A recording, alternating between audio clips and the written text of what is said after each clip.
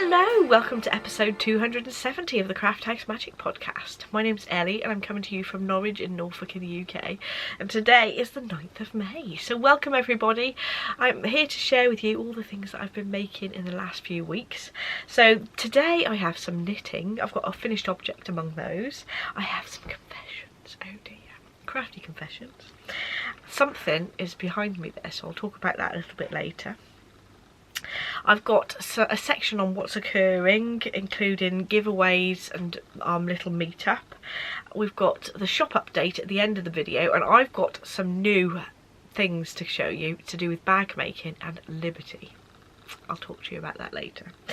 And I'll talk to you about yarn clubs and things in that section as well. And then last of all, we'll have a little appearance of Jensen at the end of the podcast, my little 2-year-old. So let's get on with the knitting bit, shall we? If you want to skip along to any of the sections, there's timestamps in the description bar down below. So in terms of knitting, I've got a finished object to show you. So this is the Zarya shawl by Ambah O'Brien, and it's a very, very long fingering weight shawl. This is very, very nice to wear actually. I've had it on a couple of times, but I didn't wear it too much so that I could show you on the video in sort of pristine condition. But these two colourways are from last year's yarn clubs for November and December, and they were You're the Best Around by Joe Esposito from Karate Kid, which is this one here, and then we've got Blaze of Glory, inspired by the Bon Jovi song from the film Young Guns 2 Blaze of Glory. So that was themed from Action Adventure last year, so that was the theme for those full skeins of yarns that I put together for shawls, or you could do them as a sock set if you wanted to. So those come together really nicely, I think. This is the fingering weight version, but there is a DK version which I have a version of, so I'll quickly show you that in a minute. But this fingering weight version is quite long. It uses quite, I think there was about 30 grams of each of these skeins left. Liz knitted this for me. She's made a lovely job of this sample, and it's a lovely long shawl with long ends, so that you know that you're not going to have the ends sort of flying off and it coming off you. So I do like that, and it's a nice easy one to wear.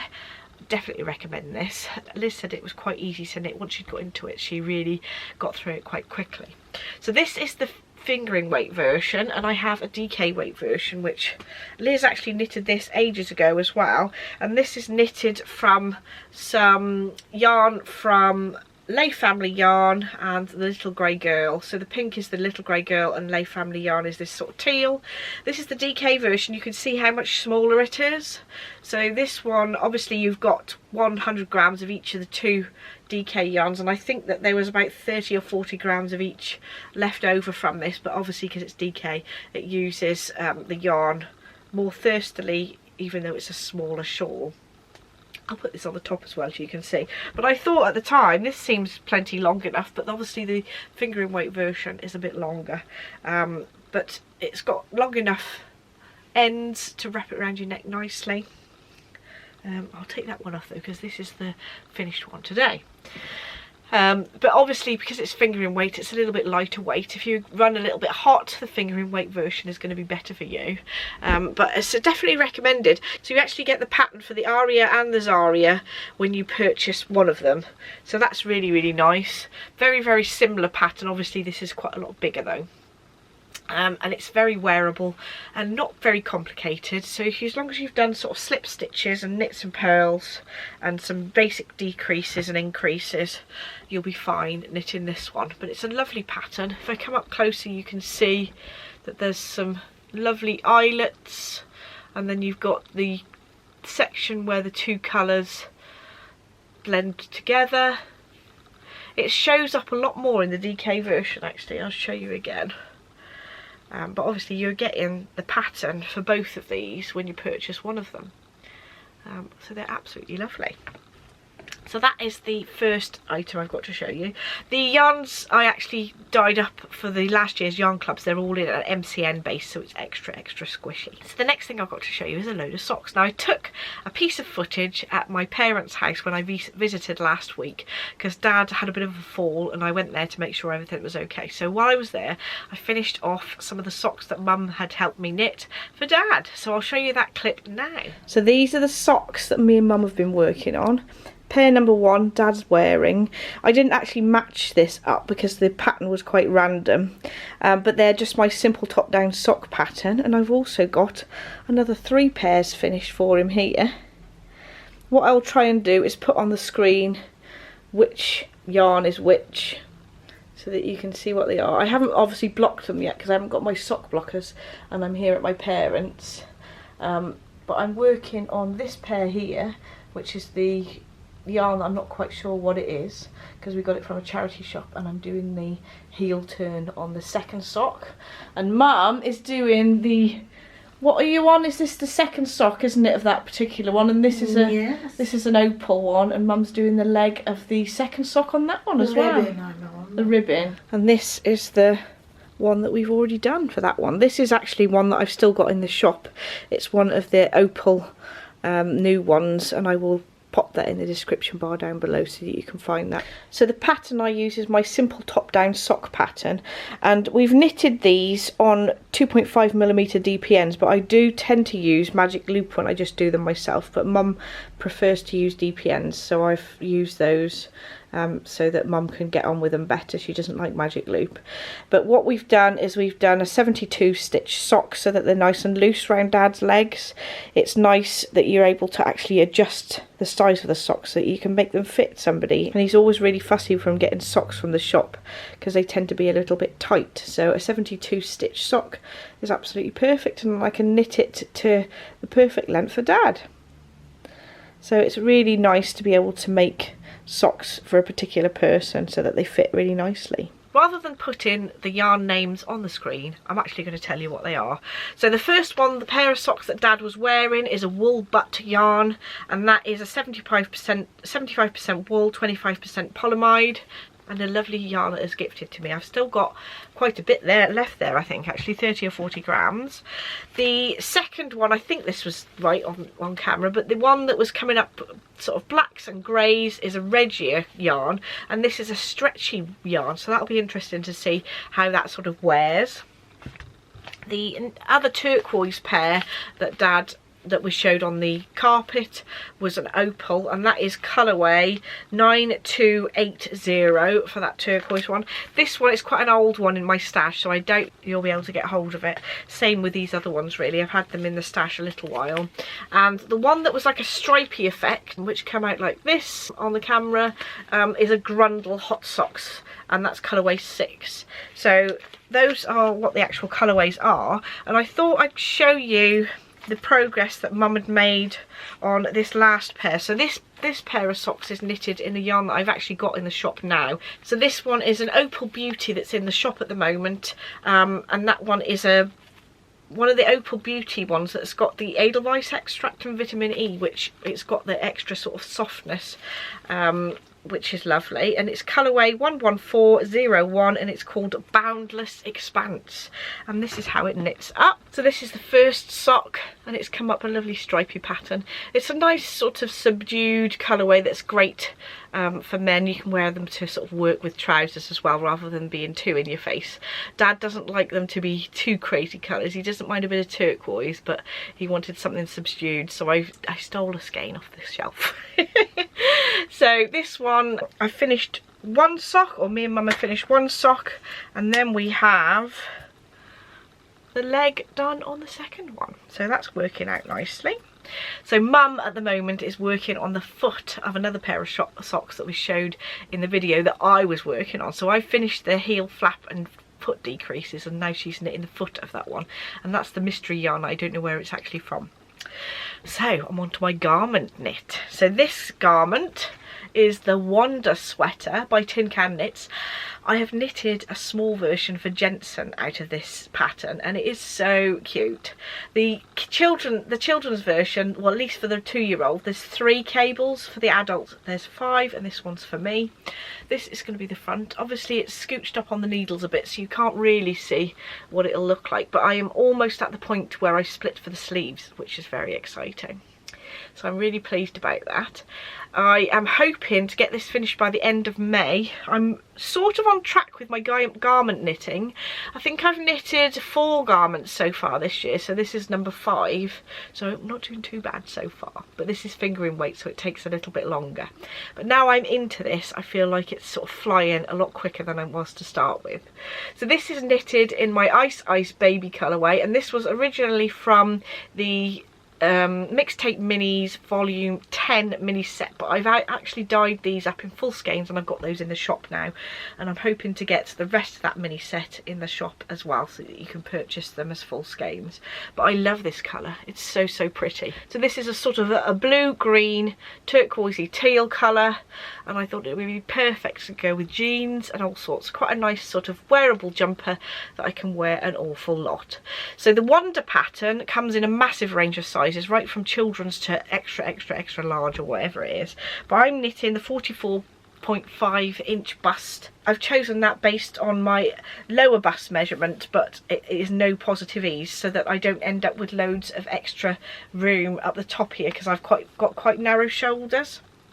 So it really does depend on your sort of shape as to what sort of size you go for as well. I think the pattern says at least 2 inches of positive ease, but I find for me, because I've got such narrow shoulders, I need to go for no positive ease really. And if I feel like if it's a bit narrow on the bust, I can always increase just under the arms, just to make it that little bit more roomy. But isn't that lovely? So it's got garter stitch either side of the cables. Once you get out of this area here marked with an increase, this is all just stocking stitch, so it's knitted in the round, nice and easy to knit.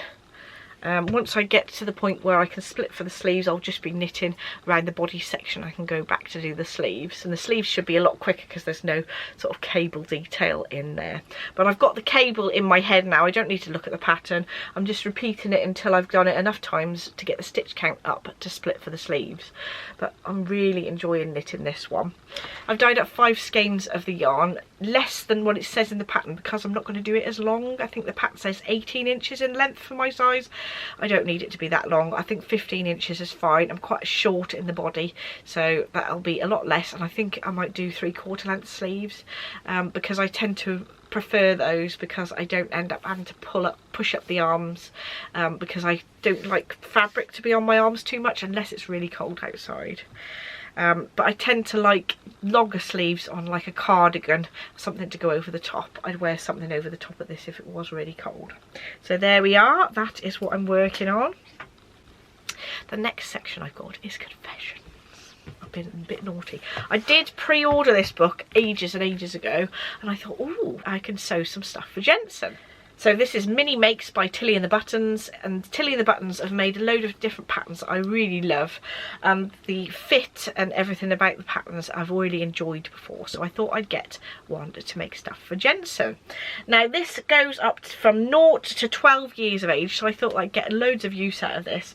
But there's lots of versions of the patterns that she already has out for children, which is really nice. So there are a couple of things that I'm definitely going to make. There are a pair of leggings with some dinosaur scales at the back you can add, or you can put different details on them really. You can add little strawberries on the knees, or stars, and then there was a version to do these dinosaur triangles on the legs, which I think is really good, like scales. And the other one that really popped out was a jumper with like a different animal face on the front, but there was sort of basic patterns for t-shirts and things in here as well, and they're named after patterns that are already existing in the Tilly and the Buttons repertoire, and they have sort of basic things like t-shirts and things as well. I'm going to find that jumper pattern with a bear on it, which is lovely. So there we go. I think actually that shows most of the patterns in the book. You can change your mind as to which animal you're going to illustrate. You've got a plain t-shirt. This is a bit like the indigo top that I've made for myself. These are the leggings. There's like a little jacket and a blouse. Obviously, because Jensen's a little boy, I'll be making the leggings and the jumper and maybe the t-shirt as well. So far I've had a flick through it and the instructions look as good as Tilly and the Buttons normally has, and I'm excited to have a go. Oh, there's also a little hoodie as well, and instructions to do a little pocket on the jumper, which is always good. They normally have like a basic pattern in these books that they do, and then they show you how to do different adaptations of that pattern, so I'm excited to have a go at this. I was planning on doing some of these last week in a sort of crafty vlog, but I wasn't able to because I had to go and visit my dad because he wasn't very well, but I'm hoping maybe next week I'll be able to have a go at that. Because I ordered them directly from Tilly and the Buttons, I got some of these labels which are nice. They're like sewing labels, which are really cute, and they've got Tilly and the Buttons on the other side, which is lovely too. So that was a nice little extra from ordering it directly from Tilly and the Buttons, and it's always nice to directly buy things from the people who've designed it as well, because hopefully they'll get a bit more sort of profit from it then, hopefully. So I got that, and then I met a lovely friend called Caroline who purchased this for me. Isn't it gorgeous? This is the most gorgeous blue, and it goes absolutely perfectly with my lounge, so I'm thinking maybe I should make something that's sort of a wall hanging type of thing. I shall see though, but I do love this colour. Blues, turquoises, anything like that is always my cup of tea, and it goes quite nicely with this top as well. This is a ginger pink yarn which is hand dyed with natural dyes, which is lovely. It's called Saxon Blue, and it's on a 75% blue faced Leicester and 25% Marsham base, 400 meters per 100 grams. I'm not quite sure which of the natural dyes has made this colour, but it's really, really lovely. I have done some natural dye courses in the past, but I never got good enough at natural dyes to get a consistent colour to be able to sell it. Fair play to you, it's very difficult. So that's absolutely gorgeous. Thank you ever so much, Caroline. That will be treasured, and hopefully get something cast on with that in the near future. I also have something to show you here. Now this was my nanny's sewing machine, which is a hand crank sewing machine.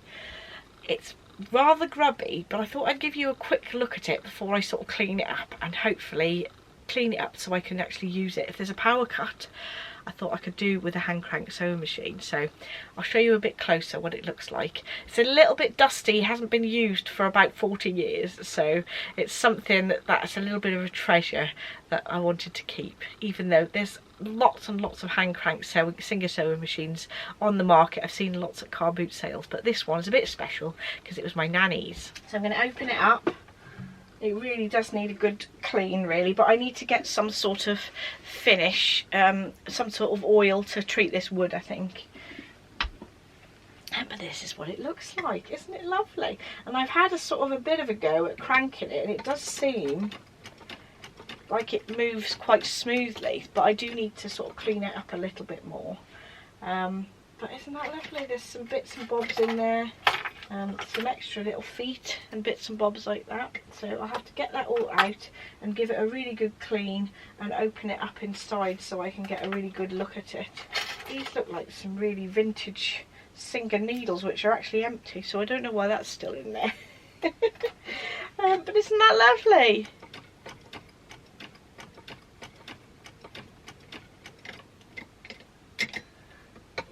So I'm all set if there's a power cut.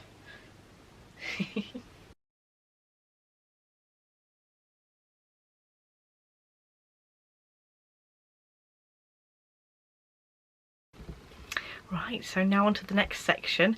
This is what's occurring. So next week, or this weekend, on Sunday the 12th of May, we're having a Barbara's Day Out crafty meetup, and that's at Dunston Hall in the Terrace bar at 2 o'clock in the afternoon. So it'll be lovely to see you. So we'll be there for at least a couple of hours doing lots of chatting and drinking tea. I must admit that last time we went, the food wasn't quite as good as it has been, so I'm going to make sure that I eat before I go, and the prices have gone up quite a lot, so we are thinking about moving it to somewhere else, but we shall see what it is like. what the menu's like this time when we go on Sunday. So hopefully they'll have got a new menu back on, because it was about £10 for a dessert, which was rather expensive. So on the last podcast I did a subscriber giveaway, and one of the subscriber giveaways didn't get back to me. So if your name's Paulette and you live in Luton in the UK, I did draw you as a winner on the last video. So make sure you reply to my email or contact me on ellie@crafthhousemagic.co.uk and I will send your prize out to you. Next week I'm going to do the May giveaway, so make sure you're subscribed to my newsletter. You pop over to my website and it comes up with a little box where you can put your details in to subscribe for the newsletter after you've been on the website a few seconds. You can scroll down to the bottom of the page as well to pop your address in there if you want to subscribe and be in with a chance of winning. So I'm now onto my shop update section. So the May yarn clubs will be available until Sunday the 12th of May, or the end of Sunday, so it'll be up till Monday morning, and those will be shipped on the 17th of May. I'm going to pop a picture on the screen of the inspiration image for May. So the Popstars will be, close your ears for a few seconds, the pop star that's inspiring May's minis is Duran Duran, and the film for the music from the movie's fantasy edition is Batteries Not Included. So those pictures are shown on the screen. Right. This is May's colour of the month, and it's inspired by the Pat Benatar song We Belong, and it's got some different shades of purples and a little bit of hint of like gold and yellow in there. These are some samples of how they knit and crochet up. You can see that the colour is dispersed relatively well, and it works up nicely in crochet and knitting as well. The crochet pattern is based on the hexagons from the Weekender blanket from Sandra Paul. So next I wanted to mention about the yarn advents. So they've sold so well, but I'm going to keep them up until the end of May this month, and then I'll reissue another batch on the 1st of August later in the year. What I will do though is, if you are a subscriber, I will email out the link to the listings a day earlier than everyone else gets to see them. So if you're subscribed to my website, you'll get those updates that day earlier. So that second batch will go up the 1st of August or the day before for subscribers. But the ones that are up now will be up until the end of May, so that gives you plenty of time to pre-order really early if you want to, or leave it till August to sort of save up the money for it, because they are quite expensive. So with all the Woodland Wonders and the Frostbites kits, postage is included completely internationally and locally as well, so wherever you are in the world, the postage is included for those. So this week I'm very excited to announce I've got some new bag making kits going in the shop, and they are all made with Liberty print fabrics. I'm very excited. So all the Liberty print fabrics that I've sourced are all quilters cotton, so they're perfect for making bags with. They're a little bit more durable and thicker, and they make a lovely material for making bags out of. So I will show you a little video of an overview of the 5 new designs I've got, and they'll be bag making kits, but I'll also have some made up already. So on the screen you'll be able to see those now, so rather than me holding them up, it makes it a little bit easier. So the ones that I've got made up are all medium sized bags. I will have some available in the small and large as well. There'll be some accessories available on the website to purchase finished, and there is tutorials for the scissor cases and the DPN cases that are free, but if you buy the zipped project bag instructions, you will get the notions pouch instructions for it as well, and also you've got all those different sizes, small, medium and large for the zipped, and then obviously with the drawstring you've got small, medium and large sizes instruction in each of those bag patterns as well. But obviously with the zipped you get the notions pouch size in addition to that. So all of these bags have a double pocket, little Craft House Magic logo and a little lobster clasp to hold your stitch markers. And that goes for the zipped and the drawstring versions as well.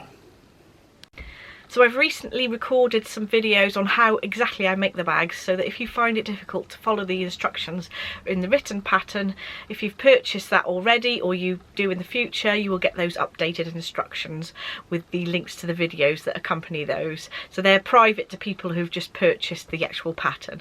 So if you're interested in bag making and you are new to it, those videos can help you a lot. As I've got some very, very gorgeous Liberty fabrics, I thought it was only right to start selling my favourite thread, which is the Aurifil thread. It's a really nice quality thread. It comes up slightly more expensive than the sort of standard Gutermann threads, but I find that one of my machines doesn't like Gutermann at all. That's my Pfaff machine, doesn't like Gutermann. My Pfaff machine and my Juki sewing machines seem to get on the Aurifil thread equally, which is absolutely lovely. Sometimes these machines don't like certain threads, but I haven't found a problem with the Aurifil, so that's absolutely perfect. So in these kits there'll be thread that goes with the fabrics, so you've got everything you need to make the bag. Obviously you won't have the sewing machine in there and the needles, but I do sell those separately, the needles, if you need those, but I don't sell sewing machines. I will be selling a selection of Aurifil threads on the website as well, so there'll be quite a few different colours, and I will be doing larger spools like this of the basic colours. So they'll be in black, white, grey, light grey, dark grey, and like a beige colour. Those are the colours that you tend to use the most, and when you've got a bag making kit it'll come with a smaller spool like this one. So these ones have got 150 metres on, and the larger spools have got 1,000 metres on. So if you're doing a project this will be enough, but if you think that you'll use that thread a lot, the larger spools might be good to purchase as well. I'll be stocking a range of threads like this. So they're not all of the Aurifil threads, but they're a good range of the different colours. I'll have those to purchase separately, but obviously the larger spools I'll do for the more basic colours.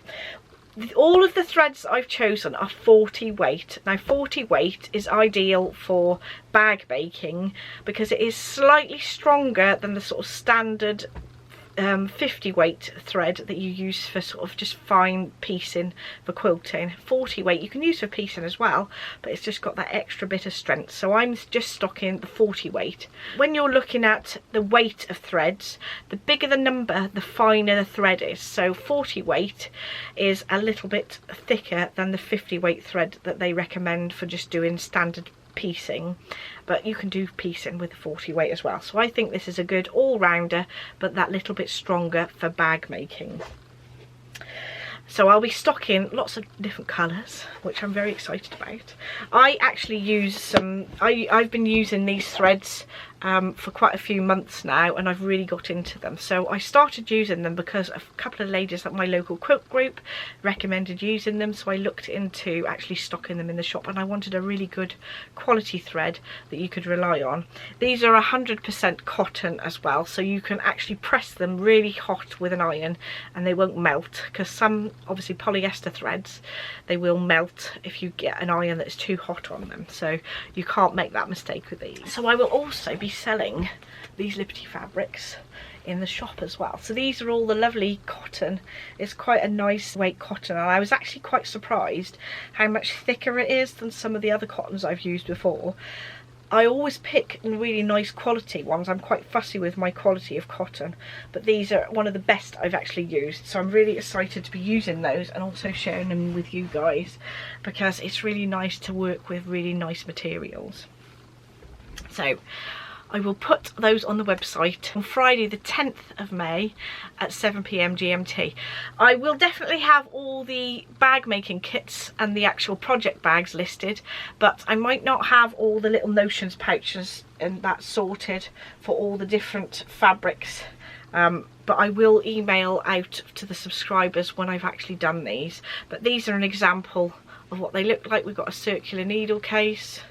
We've got a couple of DPNs, we've got a scissor case there. So in all these different fabrics they'll have all the different accessories. It might not be Friday for the actual accessories, but the bags and the kits will be in on Friday. So now it's over to you, Jensen. So Jensen's asleep this week, I'm afraid, but he's very, very cute.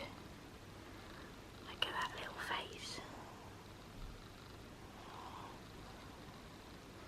I love the way he sleeps with his bum in the air. Say bye-bye, Jensen. He's busy in dreamland.